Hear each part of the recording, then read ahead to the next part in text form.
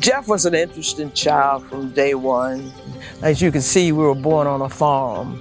And of course, being a farm child, you know, you had chores to do and things to do, and you had to go to school and that type of thing. But Jeff always wanted to do work. And something about it, he always loved vehicles. When Jeff was a little boy, Jeff would get these pie tin cake, you know, the tin pans from the pie.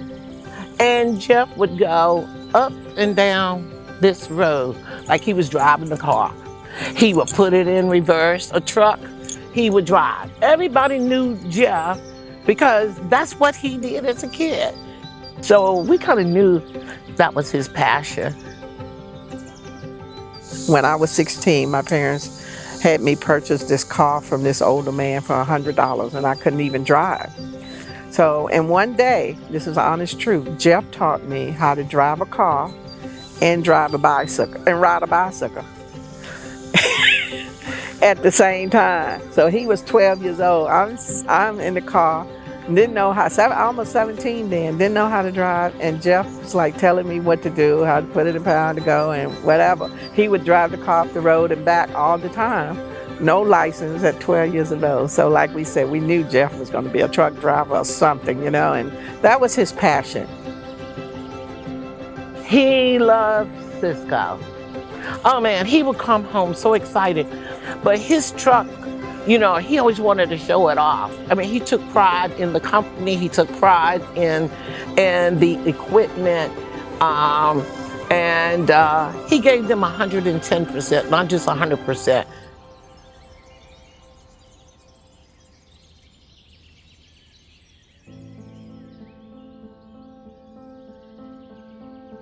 I received the call. When I answered the phone, I was like, what? What do you mean an accident? And how is he in North Carolina?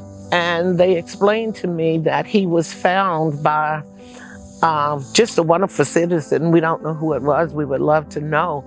When she noticed how weak he was, trying to get back up in the truck, and called 911.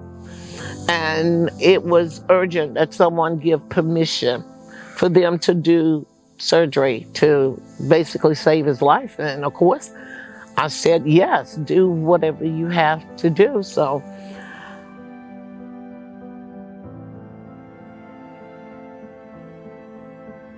my dad was in the ICU for 26 days. At UNC Chapel. Where the stroke happened in his truck was right on the borderline of North Carolina. So when they did find him, they flew him to UNC Chapel. And with the insurance issues, we struggled on trying to get him back here in Lynchburg. And that went on for about 4 months. We actually did a post on Facebook that went viral. It was basically like, how can we get Jeff home, or help us get Jeffrey Watts home? And it blew up to the point where the Centra CEO actually contacted us and worked with us on getting Daddy home. He finally made it home March 5th of 2024. Me and my husband decided to move in when we found out Dad was gonna need 24-hour care in February of 2024. With it being a 27-year-old house, we had noticed a mold in the living room closet, and there happened to be a leak in the roof. And with no one being in the house for a couple months, we didn't know that the roof was still leaking, which caused mold. That's when we found out that the roof was going to be needing to be replaced. My connection with the Callaways goes back to middle school days. Their youngest daughter, Talisha, and I went to middle school together, went to high school together, spent some time together because she was an athlete, I was an athlete. So, you know, had classes together, and, you know, Talisha was a friend of mine in high school. Keeping in touch with her after you know, high school days and finding out about Jeff, you know, what happened to him with his stroke, really just kind of resonated with me. Talisha had actually reached out to me and he was having a leak last year, and we took a peek at it, did a little temporary repair, and it was always something in the back of my mind. I knew he was going to be ready for a roof very soon. It really hit home with us because of our Cenvar Gives initiative and what that stands for, and it was a perfect match.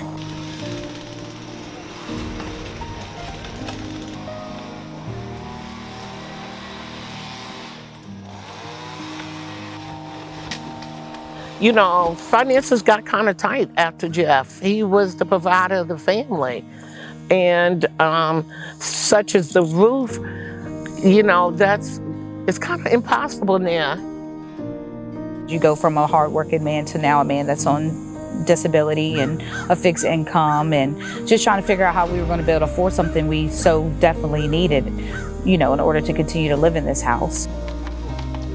When I think about Cenvar Gives, it's the practicality of what we do. We're a roofing company, and what Cenvar Gives does is it gives us an opportunity to give back to a community that has given so much to us in a practical, meaningful way.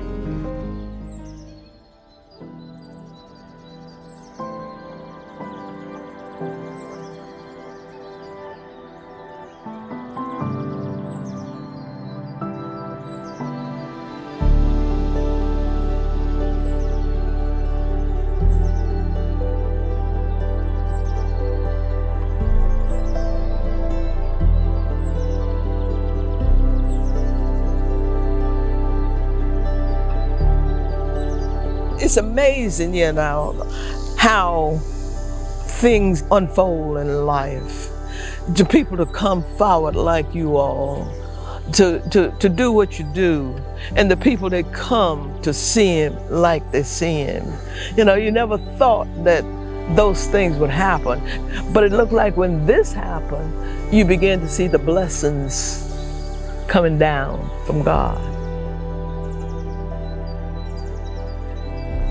I ask God every day, give him his voice back so he can say what he wants to say, because I see it. There's a lot up there that he wants to share, and his testimony that he wants to share. And I'm going to believe until I leave this earth that God will show him a way to communicate with us again, We appreciate Cenvar to come along and help us in this endeavor, to give him a safe place where he can truly enjoy living day to day in his home.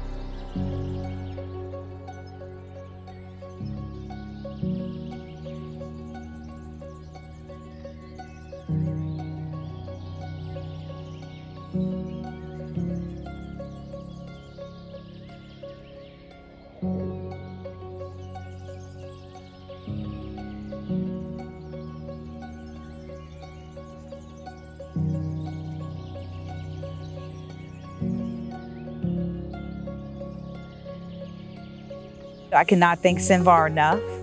Shout out to the whole crew, the whole marketing crew, the ones that get out here and work in weather and all the tough stuff that comes with it.